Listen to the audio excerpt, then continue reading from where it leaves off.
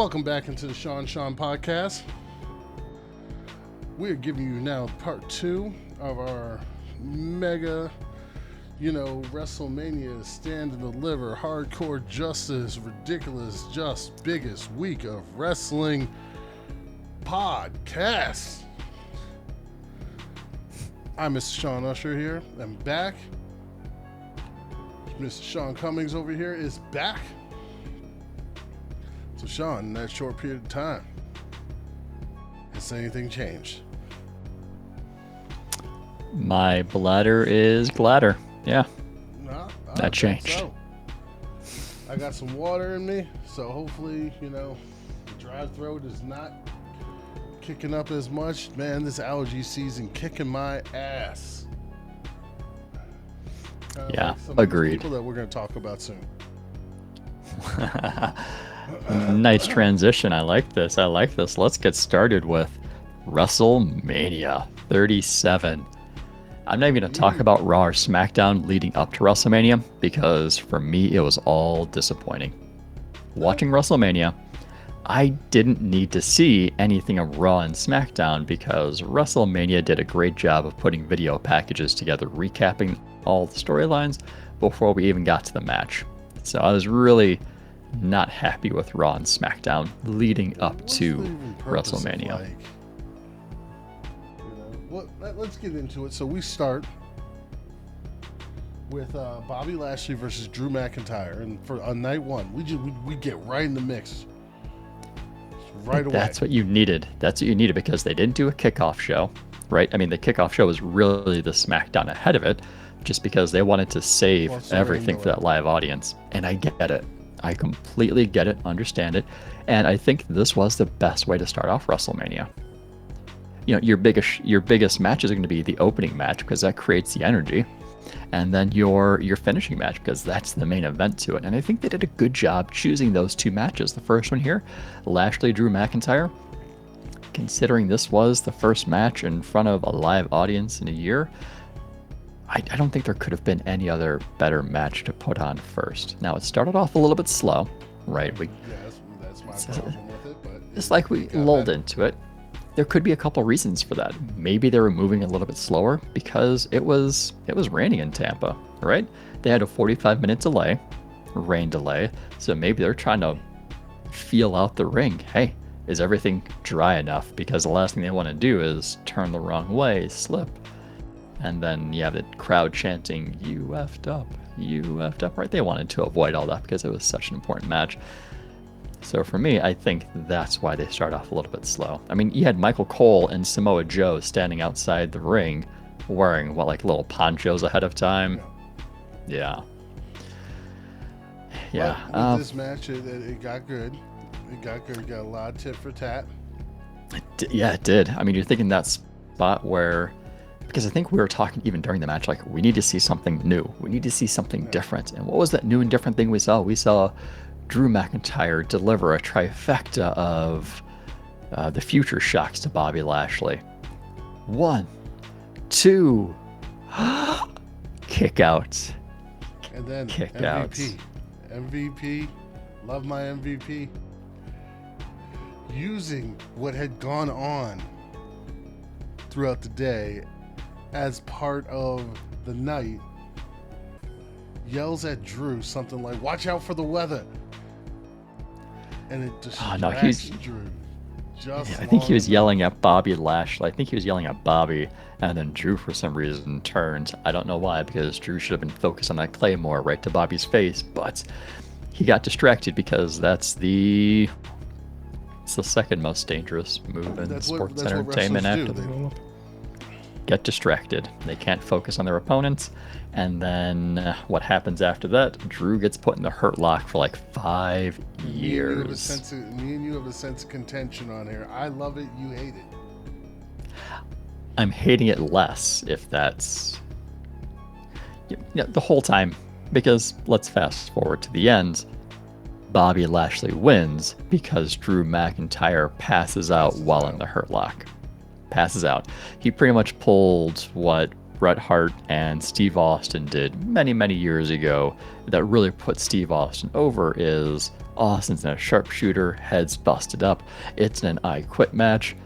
Austin gets to the point where he just can't respond. The match gets called, but Austin doesn't technically quit.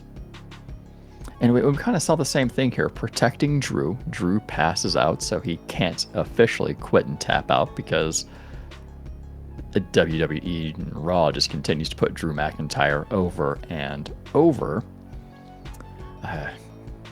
Good match between the two. I didn't like the end because I didn't like the whole he passes out thing, because there were a number of times while he was in the hurt lock, I'm thinking, just flip over, right? Just roll forward. Have Lashley just follow over. He tried to flip, and Lashley wouldn't let it go. And the other thing I don't like about it is storyline related. Everything here was built up to see Drew defeat Bobby. See, I disagree. Everything was building that way. I disagree. Now, you disagree?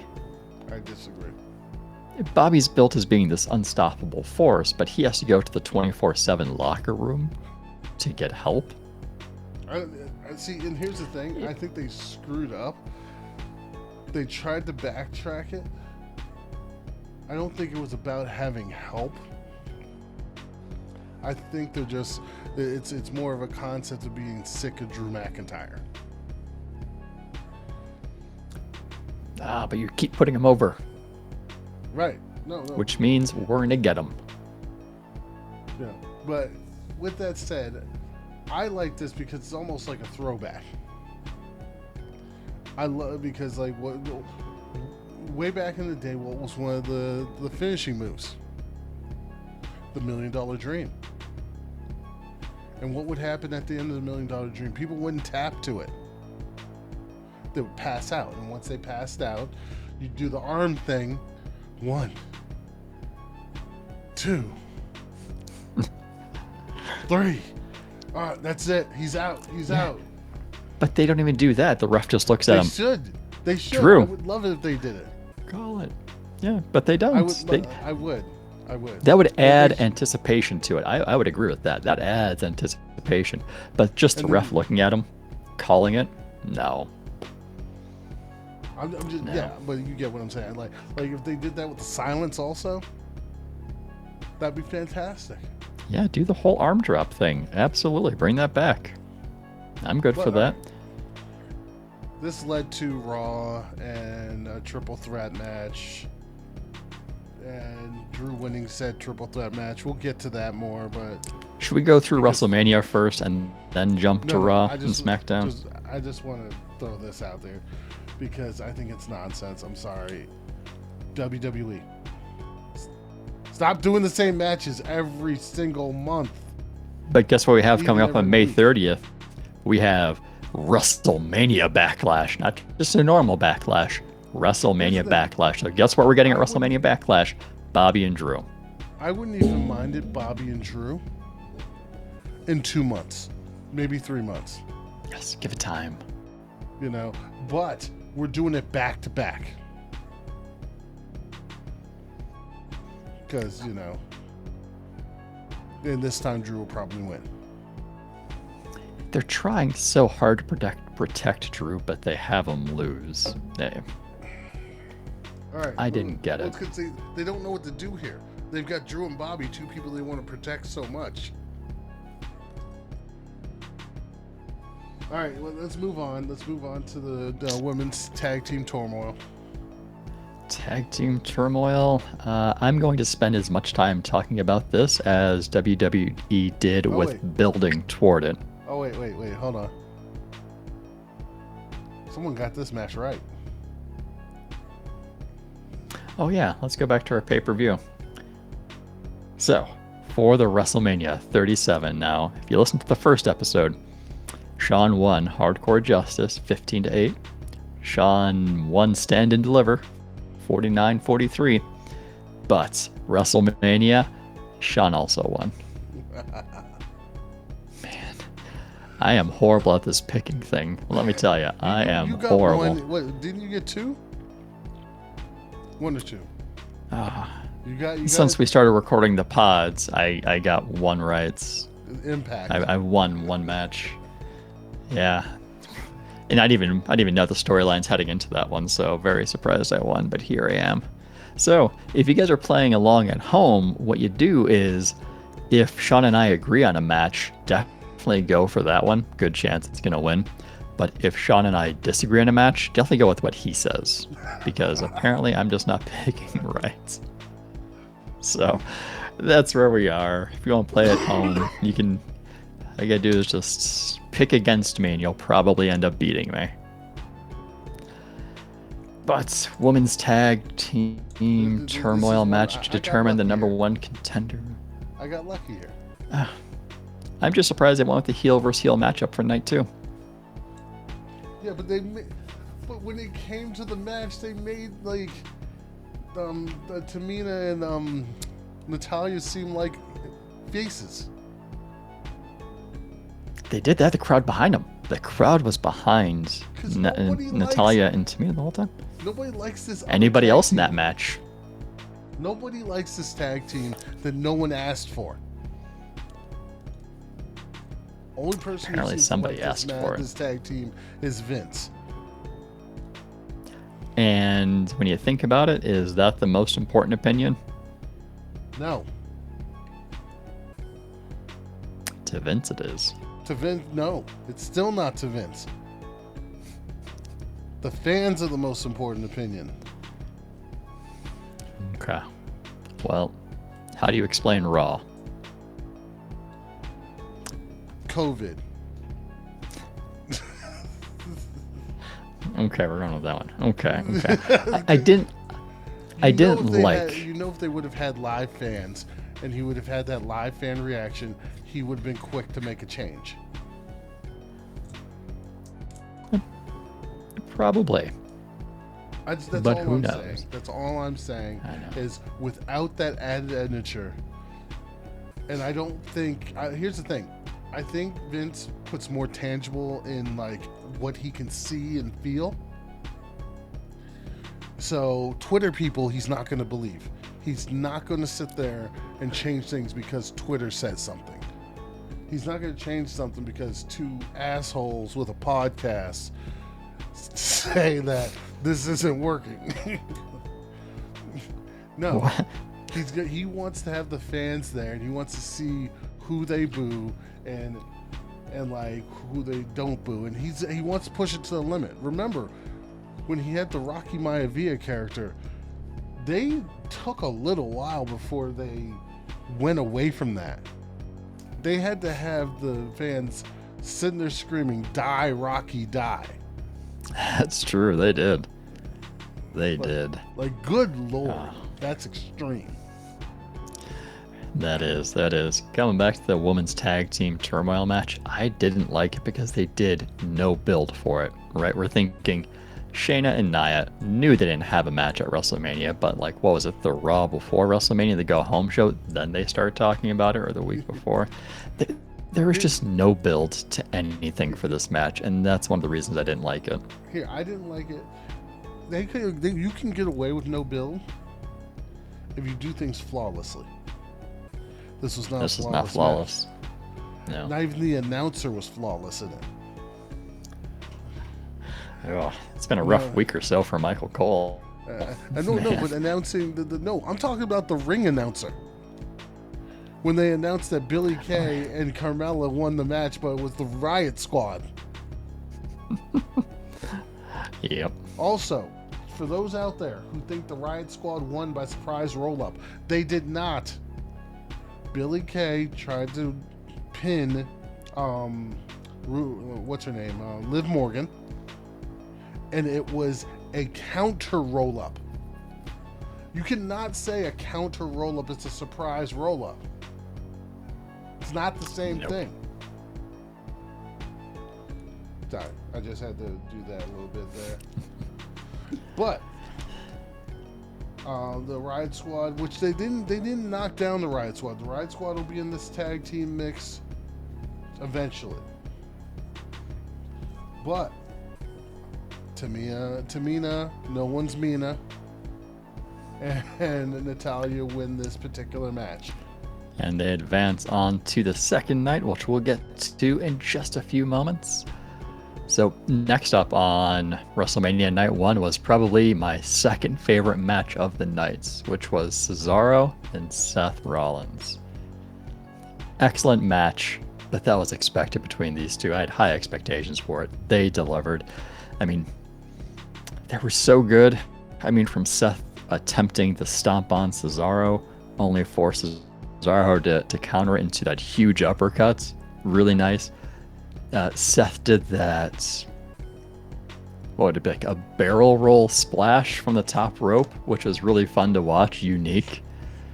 And then you had Cesaro's UFO, which is putting Seth on his shoulders, spinning around, no hands, while his hands are on his waists. Look, man, no hands. No hands.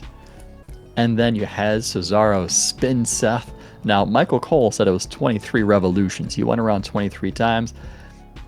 I don't think it was 23, but I'm not going to go back and count. I'm going to instead suspend my disbelief and believe the story that they're telling me, which is Seth Rollins got spun 23 times. So I will believe that Michael Cole is correct in saying 23 times. Cesaro comes away with the win. He gets his WrestleMania moment. Yes. My thoughts on Michael Cole. All right. Let's see. Moving on. Up next, we have the cage match. Please don't make me talk about the cage match. The only thing I want to say about it is I just love how Braun opened up pulled the cage open. Not the door. He ripped a piece of the cage off and pulled Shane McMahon back in the cage. Oh, Braun wins. That's all we need to say. Moving on. Horrible story. I don't know why WWE wrote it. They gear toward a PG audience. They talk about bullying. Bullying is something real. I don't know why they went with that storyline. Horrible. I'm glad it's over. No. Jumping over to Raw. Part of that triple threat match was Braun Strowman, who thinks he deserves a title shot because he beat Shane McMahon in a cage match. Get out of here, Braun. Get out of here. But moving on, next match. Get out of here. We have a tag team match between Bad Bunny and Damian Priest against the A-listers, Johnny Drip Drip, MCMIZ. Wow.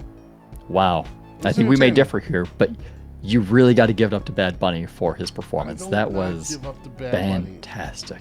He did really well. He did.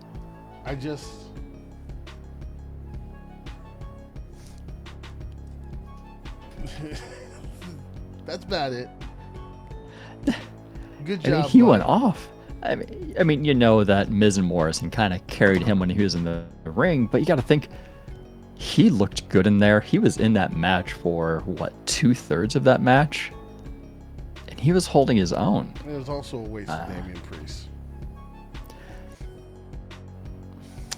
Storylines, right? I mean, you're giving Bad Bunny this moment, and he had some good spots. He did the Tornado DDT. They did the Stereo Falcon Arrows together, which was nice. Bad Bunny had that jump from the top rope out to Miz and Morrison outside the ring. The Bunny Destroyer, right? Hitting the Canadian Destroyer, but it's the Bunny Destroyer. That of everything was what surprised me the most. That was... Moving on. Question though. Celebrity wrestlers. Is this the most entertaining a celebrity wrestler has been in their debut? For me, no. I'm saying no. I'm going yes. For me, no. No? Who would be your celebrity? Would it be David Arquette? No. Funny thing is, mine happened this year also. Shaquille O'Neal. Shaquille O'Neal was fantastic. I'm sorry. The slap he did to Cody, the fact he was beating up Cody Rhodes, just even more so brings it home for me. But the freaking his big ass hand and that slap he did to Cody Rhodes was one of the big ones. The fact that he did an Omos worthy power bomb, and then the bump through the tables, 2 tables. He did a bump through 2 tables. I'm going Bad Bunny. And that's fair. Bad Bunny probably looked a little bit more impressive. But you said that was not your question. Your question wasn't who was the more impressive debut. You asked me who my favorite was. Oh, okay. Okay. My favorite and most impressive is the same person, Bad Bunny. He did. But as soon as that match was over, I thought to myself, okay, great match, but Bad Bunny, you got to step aside. Because what you're doing, and you mentioned earlier, is what do we see from Damian Priest? Now, the question is, we didn't see much. Who's the worst celebrity debut? Oh, I want to say David Arquette just because he won the title. What was it from Jeff Jarrett? Stupid. Horrible. I don't know what WCW was desperate at that moment. They're like, we got to get an audience. We got to get viewership any way we can. And it wasn't David Arquette. I don't know if it's Drew Carey or if it's Snoop Dogg. One of the 2. Anyways, moving on. Yeah, but moving on, Bad Bunny, they announced on the second night of WrestleMania, is going to be doing a tour coming up in 2022, I think it was. So he is going to be stepping away from wrestling, which is good because we need to see more of Damian Priest. Yep. More of him solo. They did a nice job teaming them together, getting the storyline. We're forgetting about a celebrity who had a pretty darn good debut. But technically, the celebrity is an athlete. But so is Shaq, so, man. Ah, we're talking Pat McAfee. Pat McAfee. I'm just saying. Now it's difficult for you now, isn't it? If we're going with most impressive, I'm going to go with Bad Bunny just because he's not an athlete. Pat McIntyre is. Now, Pat McIntyre is not a wrestling athlete, but he's still an athlete nonetheless. So I think it may have been easier for him to make that transition. Now, I'm not saying it was easy, but easier. Right. I just think it's more impressive for Bad Bunny. All right. Anyways, moving on. Next match. Moving on. Next match, we have the Raw Tag Team Championship between the New Day. I love half of this match. And AJ Styles and Omos. I love half of this match. Half of this match? Which half of this match did you love? The second half, because the first. You didn't love the first half of the match where they buried my boy. I'm sorry, and I get it. They want to show the value of tag teams, tag team partnership, and how it works with cohesion. But I'm sorry, this is AJ Styles. AJ is awesome. He should not have been treated that way. And he did it to get it over, but then Omos comes in, and yeah, this is a brick wall. Guy is massive, and he certainly looked that way in the ring. And I love the way he pinned Kofi. Let me just put my foot on there. Step on his chest. AJ jumping off his shoulders to give the phenomenal forearm to Xavier Woods was also fantastic. Yeah, but AJ had to get buried a little bit in the beginning because you had to create that excitement for Omos to enter the ring. Meh. You had to create the excitement. Meh. Hey, I agree with you. AJ is a legend, right? AJ just won the Grand Slam. Congratulations. But all right. You got to give Omos the entrance. Any other thoughts on this one? Almost is awesome. I don't care what people think. I don't care if you think he's a clunker. He is awesome. I hope they continue to build and develop the character, though. I want to see more of him. Yes. All right, moving on then. All right, so moving on, we have Night 1's main event, which is my favorite match of Night 1. That'd be my favorite match of the whole thing, personally, even over the triple threat. Smackdown Women's Championship between Sasha Banks and Bianca Belair. Just like a couple of the other matches we talked about, I had really high expectations for this coming into this. And man, did they deliver. So good. You know, the shame is they didn't do a whole lot building to this match. They should have built it better. Right? What happened on SmackDown? On SmackDown, you're giving like Roman 5 minutes to talk. You're giving Edge 5 minutes to talk. You're giving Daniel Bryan 5 minutes to talk, leading up to Night 2's main event. But what did you do for the women? What did you do for Bianca? What did you do for Sasha? You gave them a combined like 2 minutes. Even though they didn't have time to build, and they didn't do a good job of building. Now, that's nothing against Sasha and Bianca, because whenever they had their moments, they made it count. Right. And they put on one hell of a show. It's fantastic. Yes. And what makes it so great is we've been anticipating this since Royal Rumble, and even without the builds, even without it being like giving Sasha and Bianca 5 minutes each to talk on SmackDown, even without all of that, in spite of all of that, we were still excited for this match because of the two that were in there and how good they are. And they certainly delivered. All right, there is something that I'm holding on to that I'm going to surprise you with later. Ooh. All right, moving on to Night 2. Well, before we finish with Night 1, the actual match itself, of course, we have Bianca Belair winning.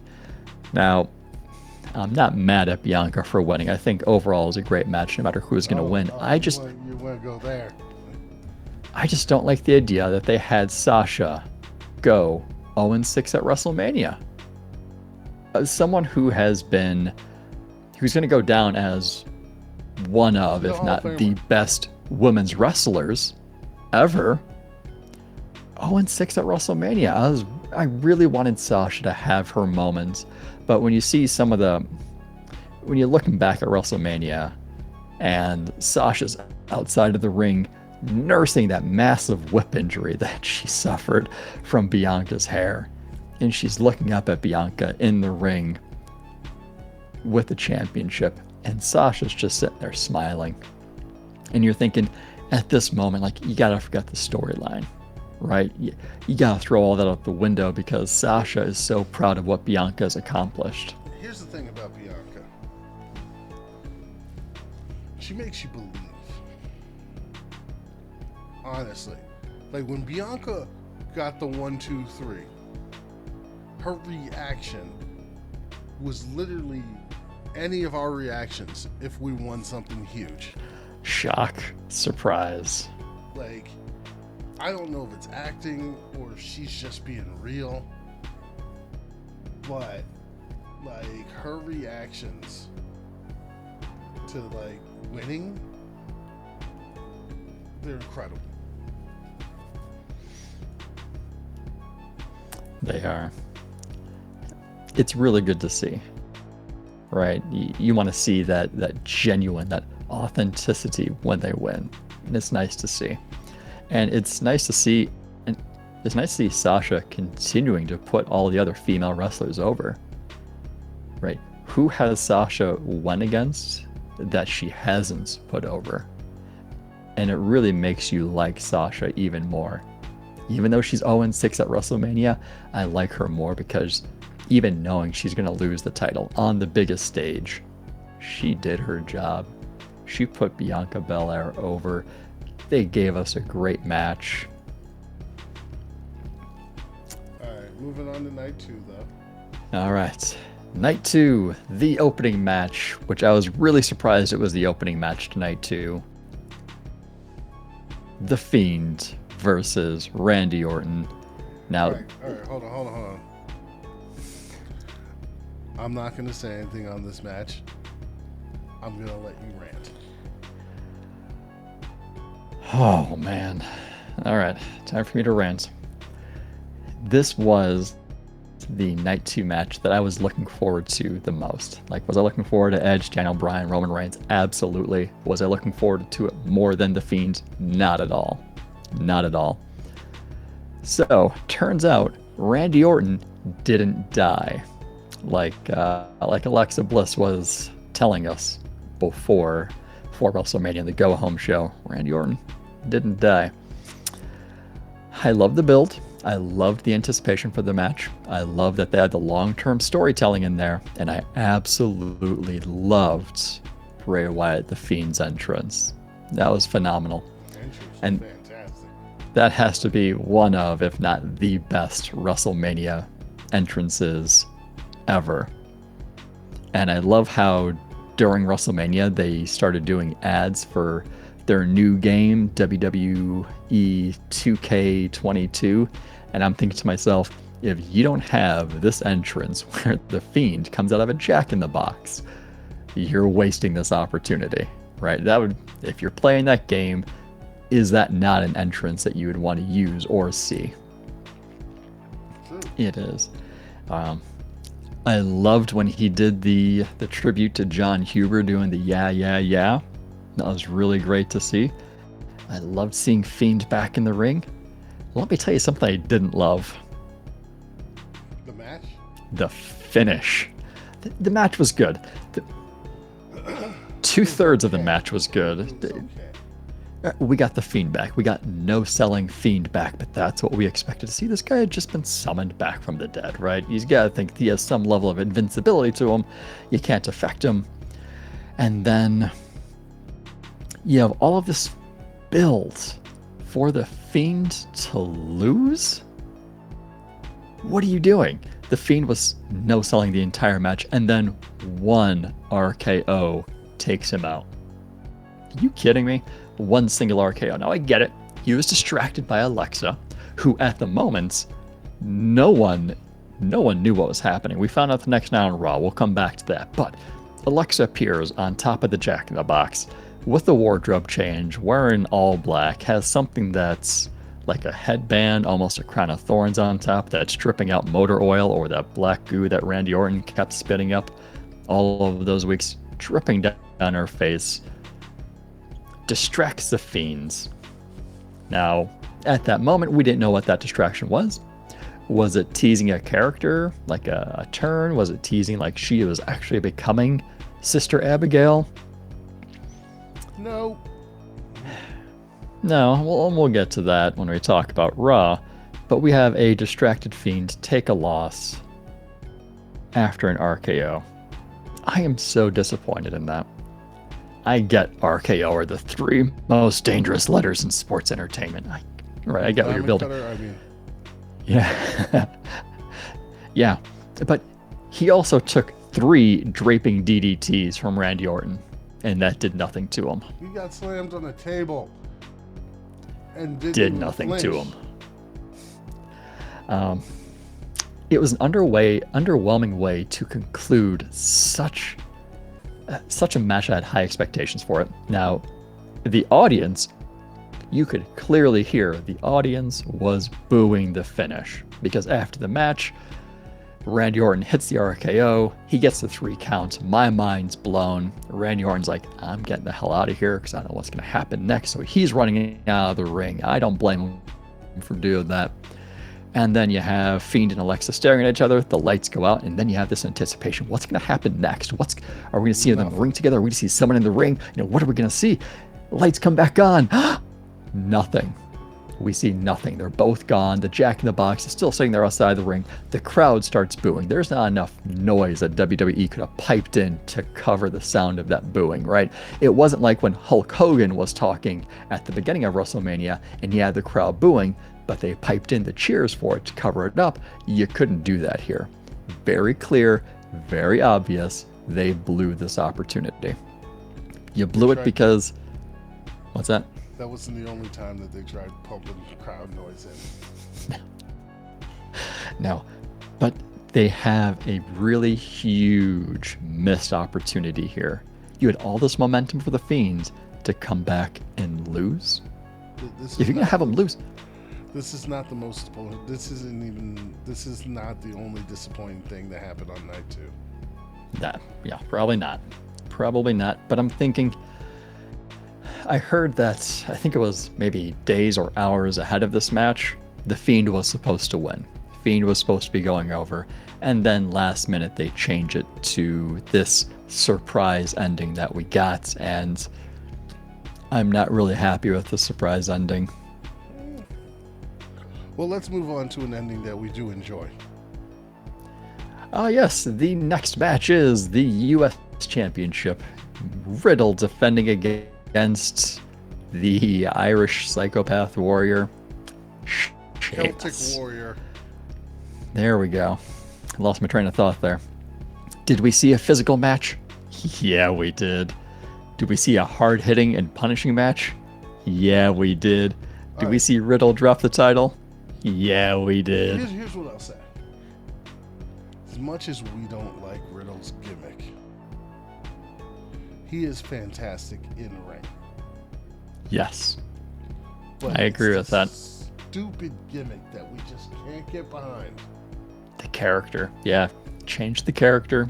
Something new. Something fresh.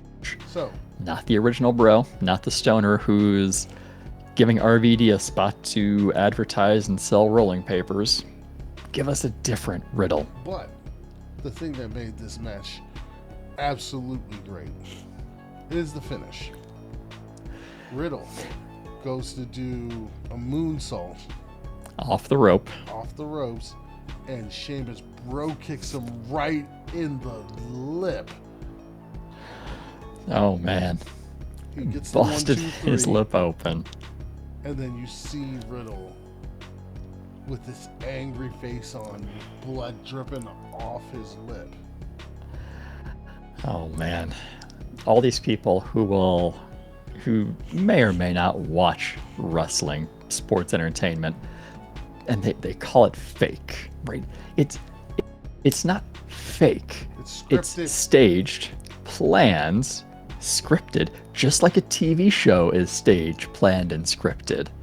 But what they put their bodies through is real. Like, not real getting Bachelor? Kicked in the face. Bachelor is scripted. No, yeah. All of your favorite TV shows at home, all of your favorite movies, they're scripted. Even those shows. Exactly. You think your MTV like Road Rules back in the day, you think that was natural, authentic? No, they scripted that to some degree. You think Jersey Shore got away with all that crap they got away with because it wasn't scripted? Because they was just that cool? Exactly. WWE, in the same sense, is scripted, but the physicality is real. Now, as much as they can, they're going to try and protect themselves because they're not legit trying to do damage to the other person, right? You're thinking when they put each other through tables, they're trying to protect themselves as much as possible, but still make it look devastating and entertaining, and they do. But man, Riddle got kicked in the face. I think Sheamus didn't like Riddle, to be honest. Neither did I. Now, moving on to the next match. This one's probably more disappointing. Next match is a women's tag match with Nia Jax and Shayna Baszler defending against #1 contender from the previous night, No One's Meaner Than Tamina, and Natalya. And I am equally disappointed in this match, just as you are. I'm disappointed for several reasons. One, you had what build to this?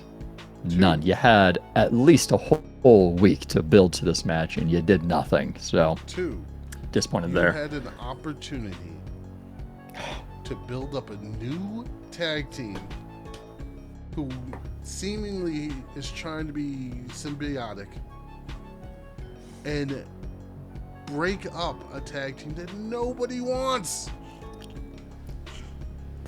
This was your moment, right? This was your moment to finally break up the team of Nia and Shayna, having them lose the titles. I can't understand why they had Nia and Shayna win. They're actually building. They're building a women's tag division, right? You have several teams at this point. That would have been a good time, good opportunity to change hands with the belts. Actually, get some new storylines going. You have Nia and Shayna. I'm good. Let's get out of this because this one makes me angry. It does. I do want to say the one thing that I liked about this match is that we had no Reginald. Yeah, well. And they didn't bury Shayna. So we got that. Still not happy that they gave Shayna and Nia a WrestleMania moment, but not Sasha Banks.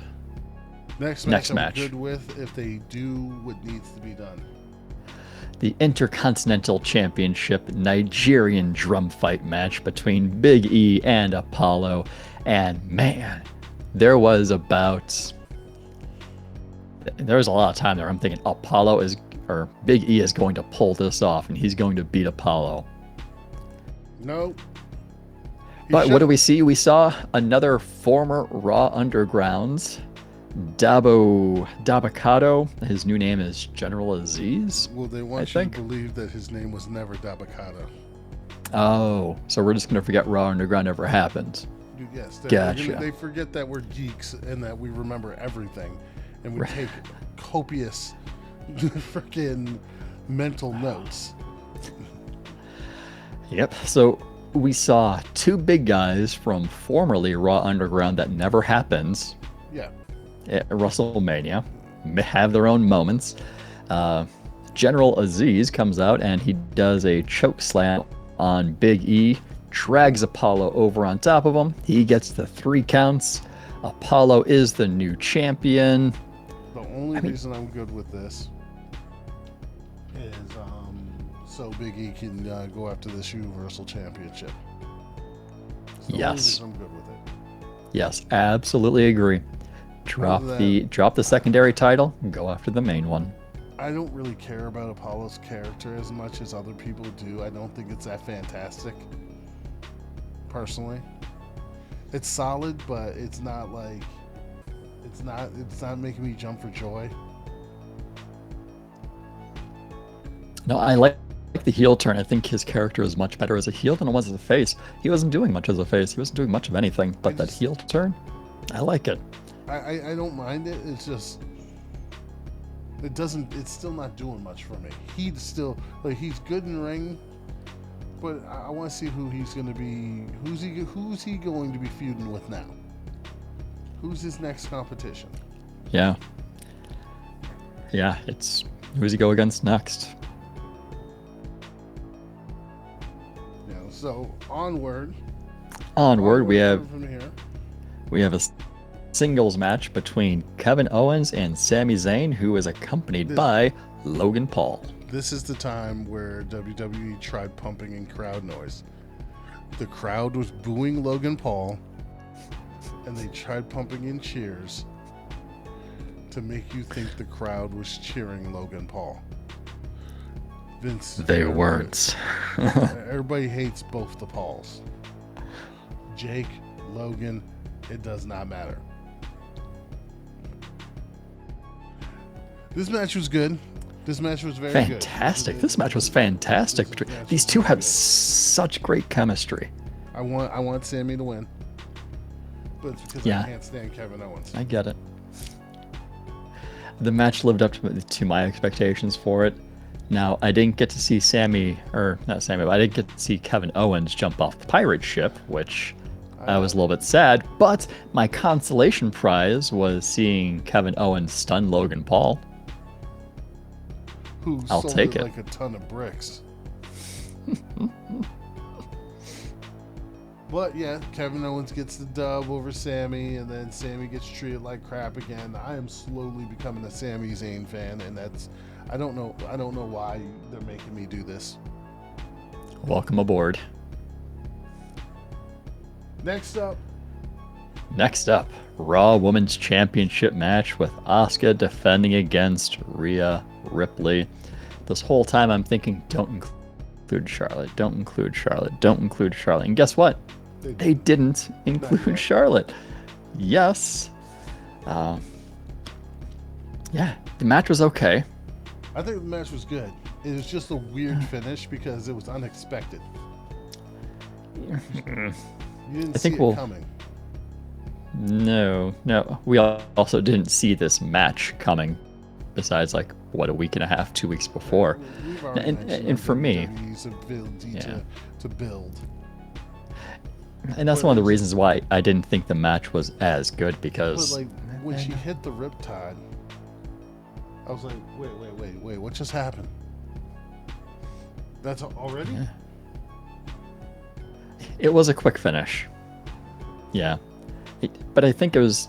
It wasn't even that it was quick. It was just, it happened, like, oddly. Like, Asuka was coming off the ropes, and then next thing you know, she's in the Riptide. Yeah. I think that may have to do with just these two haven't had the opportunity to work together or much. Because, I mean, you really got to think, was this plan A for WrestleMania? No, because plan A was what? Asuka and Lacey Evans. Now, Lacey Evans was first, but Lacey Evans got pregnant, so plan B was turning into Asuka versus Charlotte. But Charlotte had COVID, we're told. And personal issues. Yeah. And then, I mean, you gotta think, this was probably plan C at best. All right, I mean, the worst thing they could have done was just say, hey, we're not going to do anything for the Raw Women's Championship at another pay-per-view. I do think they did the right thing. I like the fact that the young blood is getting the titles. We're going to move on from this because we're going to talk more about this a little bit later. Yep. Let's go to this Universal title match. Which was a main event worthy of WrestleMania. Triple threat match. Everybody's upset about it. Everybody continuing to be upset about Jey Uso like jumping in. This was the match he needs to jump into. Yes. Not those Kevin Owen matches. This is the match he needed to jump in, get it done. And yeah, he got his ass kicked at part of this match. Which is nice to see. By Edge of all people. Oh yeah. You're absolutely right. Like, have we seen Jey Uso interfere with Roman's matches too much? Yes. So much yes. Was this the right time for it? Yes. It was. Man, this match is one that I'm going to go back and rewatch. Obviously, my favorite match from night 2. Without a doubt. Quite brutal. Man. You know what was brutal? Back and forth. Yeah. The brutal part for me was Roman Reigns has Daniel Bryan outside the ring in front of the announcer table. And then the crowd's chanting, Roman sucks.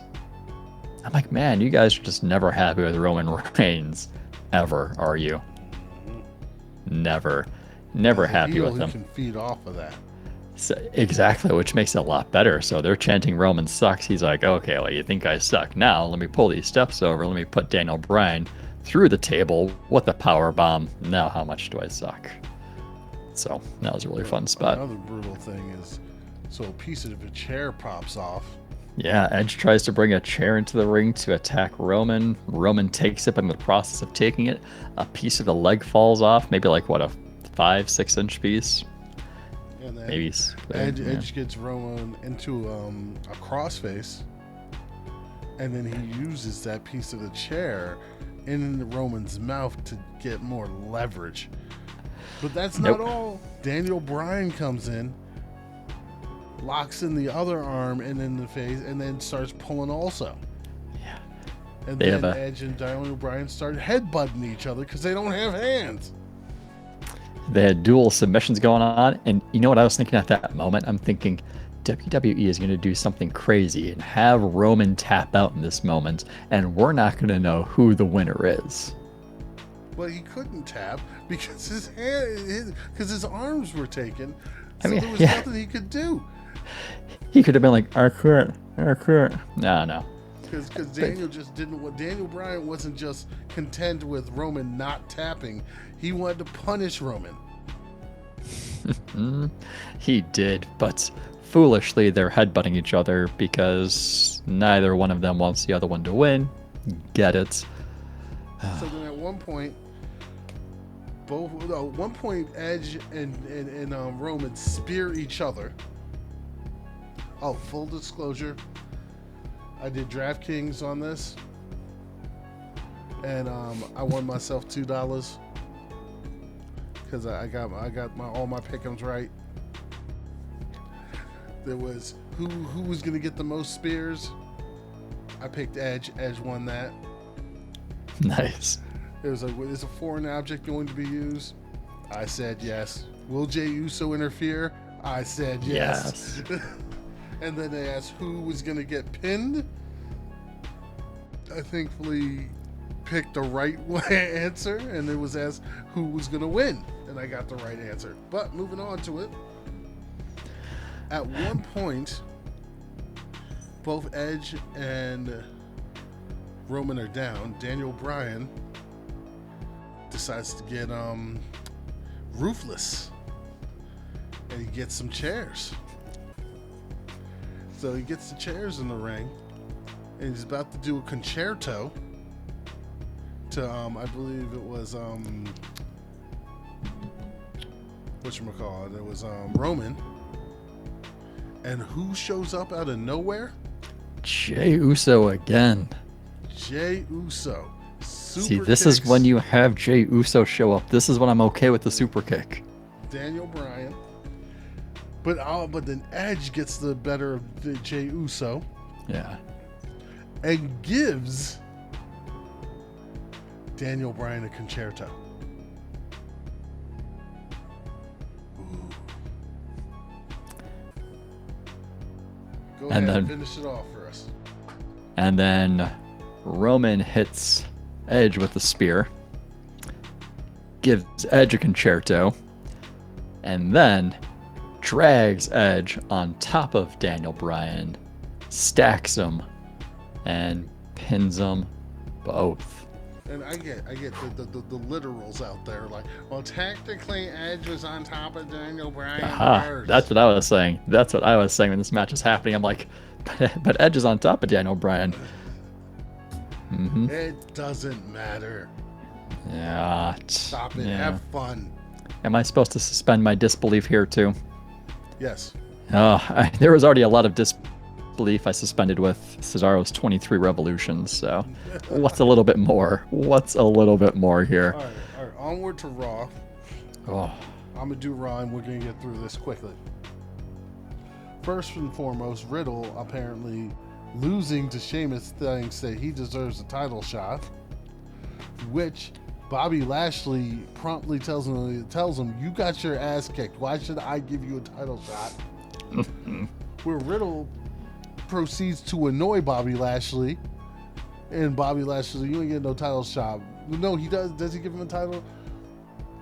I don't know what the... No, I think it was if he wins, you get a title shot. I think that's what it was. He gives him a match, and then he proceeds to literally destroy Riddle, which was my favorite part of Raw. It went downhill from there. Yeah, I mean, it was nice. We almost saw a different Riddle character here because we had Riddle just coming out and spewing everything that Lashley had said over the past couple of weeks. Like, he has this great memory. Like, he hasn't been smoking for a couple of days. And, you know, are we going to see something different moving forward? I'm kind of hoping. I want to see a change in Riddle's character. But how does he think he deserves a title shot? Then we had joy and sadness at the exact same time. The joy, I saw the Viking Raiders for the first time in months. The sadness, they made short work of Sheldon Benjamin and Cedric Alexander. Who did Shelton Benjamin and Cedric Alexander piss off? Who? Because they got kicked out of the Hurt Business. They get stomped by the Viking Raiders, treated like jobbers. Who did they upset? Then we have Charlotte. This isn't a good look for them. And yes, Charlotte cut a great promo. I'm just over her. I was over her until she did this promo, and now I like this version of Charlotte. She came out, she sounded like $1,000,000. And then when she took everyone's criticism, and then when she flipped it around. Ripley, she flipped it around. Hold on, hon. I like the part where Charlotte says, I don't steal opportunities. I am the opportunity. And I'm not apologizing for being that damn good. I think WWE needs to hurry up and get those put on some t-shirts because I may be looking at one of those. I don't think she's going to beat Rhea Ripley. We'll see. I think it would be, we'll see, yeah. We had Rhea Ripley against Asuka because we needed a rematch from WrestleMania on Raw, which was too soon. Regardless, this actually was a fantastic match until Charlotte interferes, but that's what we were expecting. Now Charlotte comes all out like Riddle, no shoes, barefoot, just whooping butt back and forth. I'm okay with seeing this Charlotte. What I didn't like was I didn't like the taunting, like the crying, wiping her ears taunting. Like I could have done without that, but the rest of Charlotte, she stands there, she looks tall. She then says, I'm back. Yes. Yes. Then to your dismay, Alexa Bliss cuts a promo from Alexa's playground. And then she pretty much tells us why she did what she did. She was upset that the Fiend was burned alive at the Firefly Funhouse. So she lost her darkness, and then she's like, did I really need the darkness at all? She summoned and resurrected the Fiends just to have them lose to Randy Orton. Like, I'm really confused with this, and I'm kind of creeped out in a bad way about her new friend, Lily. All right, so the next segment, I don't know how to feel. If WrestleMania didn't happen, I'd be thoroughly entertained by the next segment. But WrestleMania did happen, and Bad Bunny did beat The Miz. So this concept where The Miz's wife is out there, who I love to be back on Raw, this was actually a highlight, her being on Raw, because it helped the storyline with him and Morrison, and if they could use this, because there was some contention there. Yes. And please break them up. Morrison deserves better. But the fact that The Miz gets the pin on Priest due to distraction, I don't know how I feel, because I would have loved it if WrestleMania didn't happen with Bad Bunny beating The Miz. But that being said, The Miz beating Damian Priest and running around and his pants coming off is hilarious. But keep in mind, they defeated Priest in a 2-on-1 handicap match. Like, they still put Priest over. With distraction. They did a good job of putting Priest over. I don't think this damages or hurts him in any way, even though he took the loss. It's not AEW. Wins and losses don't matter in WWE. So he's got nothing to worry about. I agree with you there. Should, but do they? They don't. And why was Miz trying to hide when he had his pants stripped off? It's like, you wrestle in less, right? Why are you hiding? So next, you actually have no problem with the thing that happened next. I do. I'll let you talk about it. Wait, which one? So next, all right. So back in the back, this got set up because Ben in the back. Oh yeah. Nia Jax and Shayna Baszler were making fun of Mandy Rose for slipping at WrestleMania. So Mandy Rose shows up, and she's like, "I've learned to laugh at myself." And you never know when something's going to happen. So she smacks Nia Jax in the face, and then her and Dana Brooke push her into a pole. So this decides that there's going to be a match tonight. So they're having a match. And apparently Nia Jax slips. And then again she slips again, which Mandy Rose decides to chuckle. Nia Jax slipped on her entrance into the ring. She kind of tripped over the rope a little bit, didn't fall, kept her balance, but you can see she obviously tripped, and then during the match she tries to climb into the ring, slips down. Very obvious, very planned. I know you didn't like this, and it's not that I'm the fact that they ran away. I do. They knew they were going to lose this moment. And they knew that Nia Jax was upset, so they're not going to put themselves through the abuse of it. Are we going to see them at Backlash WrestleMania? Probably. But what I do like about all of this is we actually have the makings of a storyline. Now, is it the greatest storyline? No. Is it a good storyline? No. Do we have a storyline? We're getting there. We're getting there, right? It's something better than they did for WrestleMania. So I'm happy with that. And I'm also happy we didn't see Reginald. Are we supposed to forget Reginald ever happened? Please. Are we supposed to treat Reginald like Raw Undergrounds? Didn't happen? Yes. Okay. Moving on to MVP. Well, no, not MVP yet. Not MVP No, yet. not Let's yet? move on to the match that didn't need to happen, that I didn't care about. So the New Day comes out. No, first, Elias and Jackson Riker come out. Because Elias has an apology song for Shane McMahon because it couldn't help Shane win. And then the New Day come out. And this is the funniest the New Day has been in months, in my opinion. Because I actually don't find them that funny. But we get two tag teams here, arguing, and I didn't even know Elias and Riker were a tag team. But we have two groups here arguing about who lost worse to which bigger man.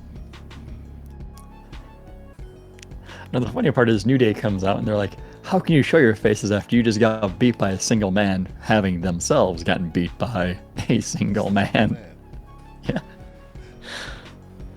Right. It was funny. It was funny, but the match didn't need to happen. So. No. But now we can move on to my guy MVP. Fantastic out there.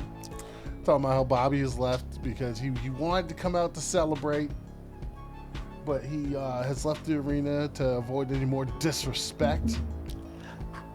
Before we get on to anything else, MVP comes out to make an official announcement from the Hurt Business. Now at this point, there's no Cedric, there's no Shelton.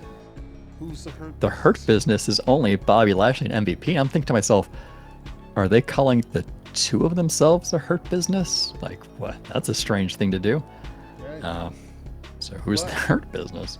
But all right, so first Drew comes out, and Bobby tries having a solid conversation with Drew. I mean, not Bobby, the MVP. Starts having the conversation with Drew, like, I'm sorry, you had your chance. Now it's back to the back of the line. And then Braun Strowman comes out, and apparently because he beat Shane McMahon, all of a sudden he gets a title shot, and he's saying that Drew goes to the back of the line, and he's about to get into Braun, and then all of a sudden I hear voices in my head, and MVP is the greatest line ever. It's like, what is going on here? Why are the of any of them? I can see Drew maybe getting a rematch for the title shot, but it's like you lost, so like you don't deserve a rematch for the title shot. Where does Braun come out thinking he deserves a title shot? Where does Randy Orton think he deserves a title shot, right? Where? So then Adam Pearce, in his infinite wisdom, comes out, and he's like, oh, we'll have a triple threat match, and that'll determine who's going to be the next one. Adam Pearce saves the day. The match is okay. Randy Orton is about to win the match. He gets the RKO onto Braun. And then Bobby flies in and somehow does a low trajectory Claymore kick onto Randy Orton and then gets the 1, 2, 3, and now we're seeing Drew and Bobby again. But that's not the worst part of all of this, yes, right? Yes. And then rematch for Bobby and Drew is not something I'm looking forward to. We have new members of the Hurt Business, which I wouldn't have minded. Here's the thing. I will be okay with this if you lose the masks and put them in some suits. He's talking about T-Bar and Mace from formerly Retribution. Formerly Retribution. No. Formerly. These guys are beasts. They could be awesome with better leadership. Could. Keyword, could. Because I'm sorry, Mustafa Ali is not MVP. Probably better in the ring, but as a leader, as a guy to guide them, MVP's the man. I suppose we're supposed to forget about Retribution, just like we're supposed to forget about Reginald, just like we're supposed to forget about Raw Underground. No, they still had the masks on, so you can't forget about Retribution. If Yeah, they would have showed we up will without soon. the We masks will soon. on, No one would have known who they were if they'd have showed up without the masks. what They I'm had to saying. show up with the they masks showed up on. without the masks on, with suits on. All of a sudden, it's like, oh, who are these guys? Now, moving on to man. SmackDown. Because we only have so much time left, I'm going to let you run SmackDown. Oh, SmackDown. So we have Roman Reigns come out. Jay Uso, Paul Heyman. Aloha, yeah. Defended his title. Roman gets on the mic, celebrates. And then Cesaro's out. Dun, da, da, da. Cesaro's coming fresh off his victory over Respect the Drip, Seth Rollins. And Roman doesn't even acknowledge him, and that's the best part about all of this. Roman, like, oh, just some random guy here. Let me walk around. Doesn't even say anything.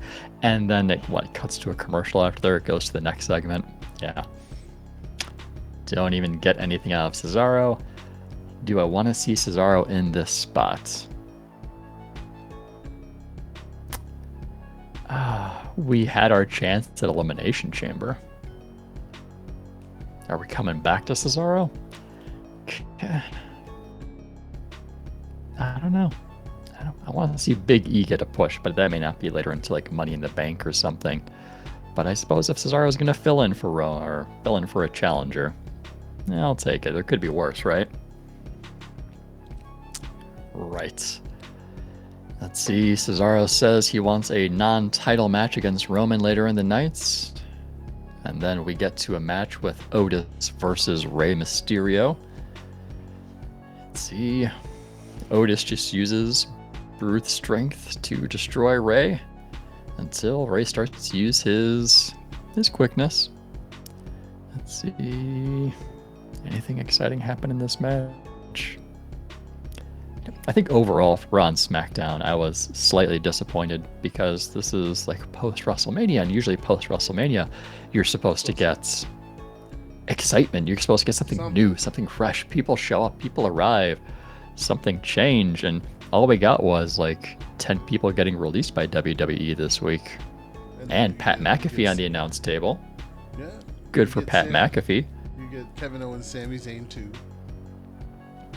Yeah, I got Sammy and Kevin. Let's see. What are my notes there? Bianca, which actually reminds me, we need to go to a little section real quick. We need to jump back to NXT. And we wanted to tease because we want to give any spoilers, but we're not really spoiling anything. So basically, they had a real nice moment with Raquel in the ring. All of a sudden, we get, My Brutality comes out. Miss Rhea Ripley comes out with her title. They're staring each other down, then they hug. And then, next thing you know, they're standing there, and all of a sudden, Bianca Belair's music comes out. And Bianca comes down. She stands in the middle of them, and then the graphics. They put up an old photo of Raquel on one side where she's standing, Bianca in the middle, and Rhea on the other side. And they all look back at the photo, and they're like, "Yeah, look at that. There we are. Look at us now." And again, that's what makes me think that we're going to see some sort of a face turn from Raquel, because you have, I don't know, Bianca's a face. Rhea she's like that gray area. Do we even know what Rhea is character-wise at this point? She's going to be a face because of how Charlotte went. Yeah, so we're going to see her face, but she hasn't really officially gotten there. And then Raquel I would have considered a heel, but she may have been in that gray area before. And like, you have the three of them standing in the ring. You got to go face. back to SmackDown. We have a tag team championship match between The Dirty Dogs. the Dirty Dogs, Dolph Ziggler and Robert Roode, and the Street Profits, who themselves went up in smoke. Then they buried your girl again.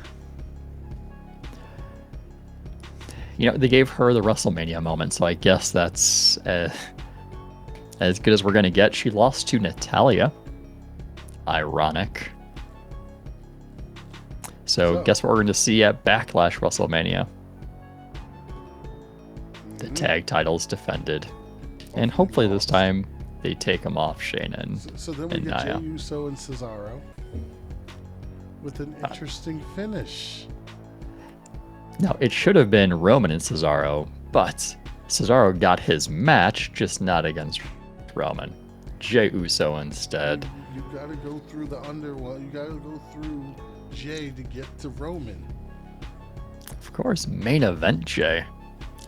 Now, technically, Cesaro picked up the win, but it wasn't clean. Because he won via disqualification because... Guess who came out and said, "I'm not finished with you yet"? Seth Rollins. Yes. Seth. I'm just wondering. Wondering. Has Seth got any connection coming back with Roman? That would be nice. That'd be nice. I mean, what are your potential factions for Roman? I mean, right now he has Jey Uso. He has Paul Heyman.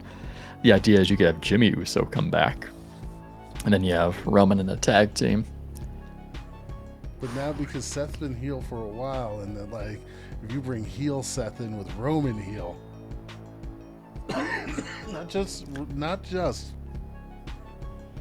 Roman heel, a Roman heel that Seth could use his manipulation with. But that can work if Seth is willing to admit and acknowledge Roman as the head of the table. Is he ready to do that? That's what I'm saying. This Seth would maybe willing to do that, but in an underhanded way. And how much could Roman trust that? Yeah. Exactly. So, all right. So you know, maybe at WrestleMania Backlash we'll see Cesaro versus Roman, only to have Seth Rollins interfere because Seth Rollins just isn't finished with Cesaro until he gets a victory over him. So all right. maybe So moving on, we have 3 weeks worth of devastating moves that we did not get in. We forgot to get the other one in from the other week. We have Sorry. WrestleMania week, and then we have this past week. So the one from 3 weeks ago that we didn't get. So Alrighty.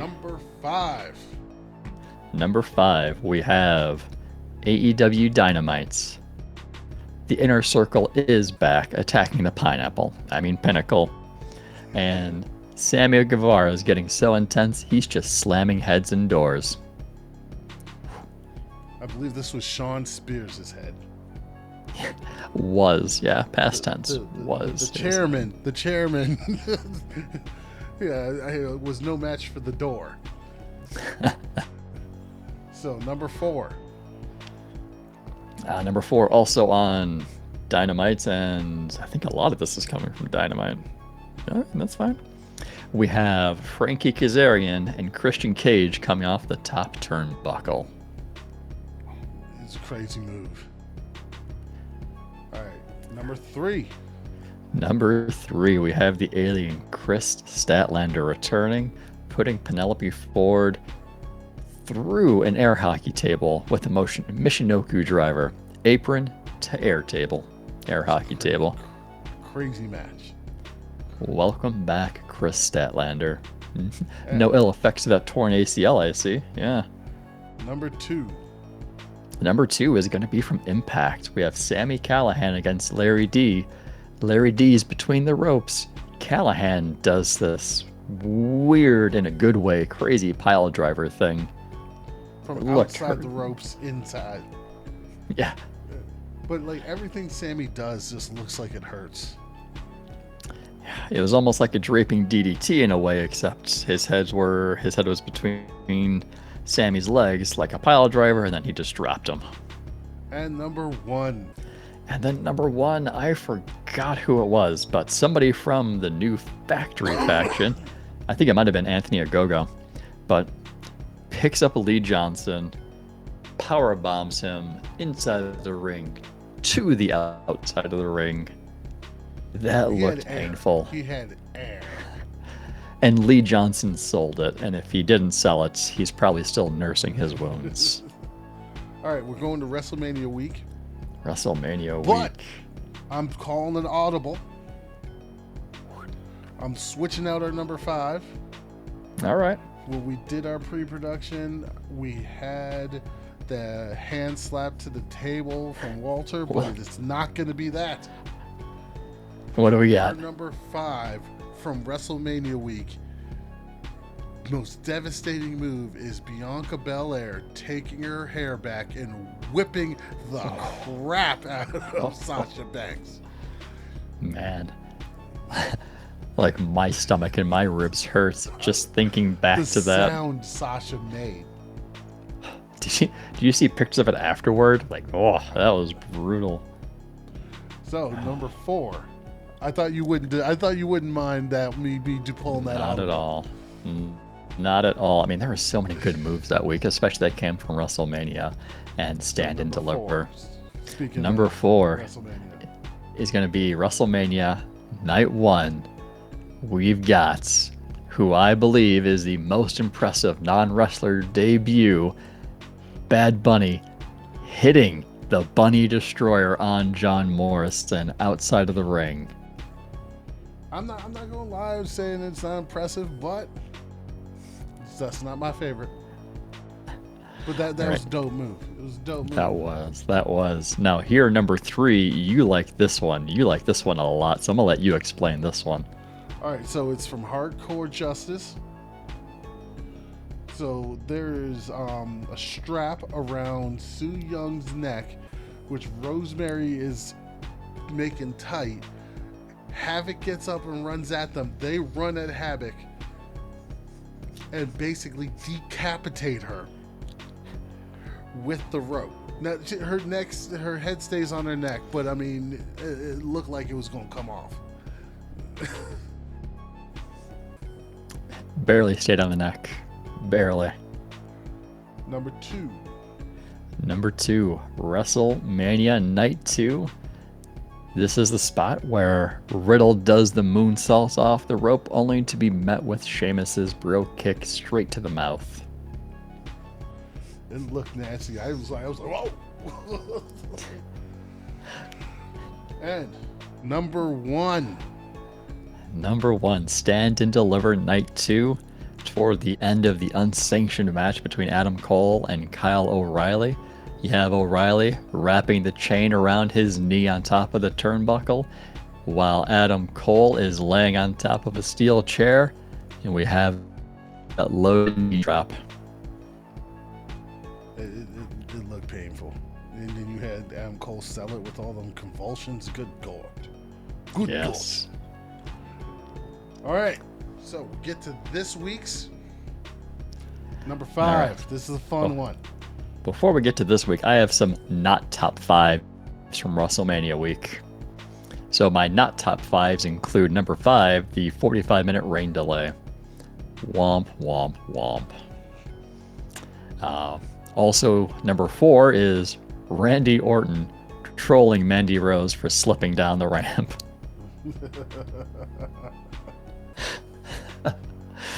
Man. Number 3. She got up real quick, though. She did. Number 3 was seeing Titus O'Neil and Hulk Hogan in pirate gear. God, that was awful. I needed two pirate eye patches for that one. That was rough. Oh, number 2. Hulk Hogan getting booed by the audience, and then WWE trying to pipe in the cheers. Nice attempt trying to cover it. And number 1, not top 5, was actually leading up to the WrestleMania, so it was like the Smackdown right before. I grouped it together. Edge discusses the similarities between himself and Roman Reigns and how Roman came to WWE as part of a three-man group, how he made his entrance through the crowd, and how he uses a spear for the finisher. He called Roman the Samoan Edge. That actually might be a good name for somebody. Oh, that was funny, only for it to backfire on Edge. So good trash talk. I would argue that technically you did get a victory because you were on top of Daniel Bryan, but the world wants me to suspend my disbelief. No. Get out of here with that nonsense. I'm getting out of here. So this week's.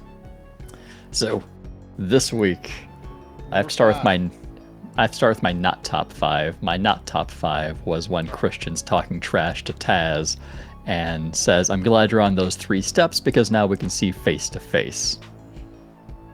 Love that. Gotta throw that one out there again if I didn't already. Number 5 is most devastating move is Candice LeRae's pride taking the loss, a massive loss.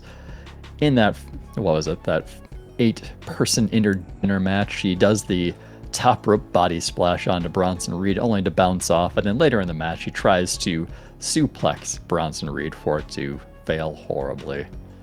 That was pretty devastating. Number 4. Anytime, I'll say take this one.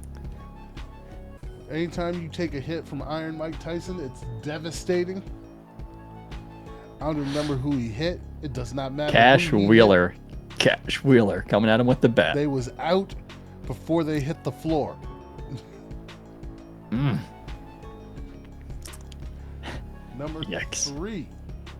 Number 3 is going to be another punch. This time we have Anthony Ogogo against whoever was willing to take that gut punch. God dang. Ooh. Got a lot of boxing this week.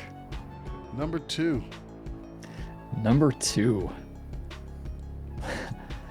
Darby Allin with a steel chair around his neck, right? He's in between the seat and the back. Matt Hardy delivers the twist of fate. And I know he kicked out of it, but any mere human wouldn't have kicked out of this. Darby Allin is a demon. Just saying. He is not human. He is either a demon or he's a cyborg. It's one of those two things. Maybe both. Which brings us to number 1. Yeah. A demon cyborg. Oh shit. All right, so it's on Dynamite right in front of the announce table. Matt Hardy is on a just folding table. Not folding table, but just a table. Darby Allin climbs up the truss. Now, JR tells us it's 20 feet. Just like Michael Cole said 23 revolutions, I'm willing to suspend my disbelief and believe what he's telling me is true. No. Difference here between Michael Cole and JR. JR has never steered me wrong. I believe JR. All right. If JR says it's 20 feet, then it's 20 feet. 20 feet. Darby Allin does the coffin drop from 20 feet up on top of Matt Hardy through the table. Nasty. Now, I know we normally don't do finishers for devastating moves, but when you add in the element of jumping from 20 feet, it's kind of like, what was that last pay-per-view they had? Like that last pay-per-view they had where Darby Allin jumps off like the 5th floor and just falls all the way down. All right. So that's all she wrote for us here, folks. Sean, get in the words of wisdom as we go. Words of wisdom. Don't trust Michael Cole. Trust JR. You know something? I'm not going to give any words of wisdom because that said it right there. I couldn't have said that better than myself.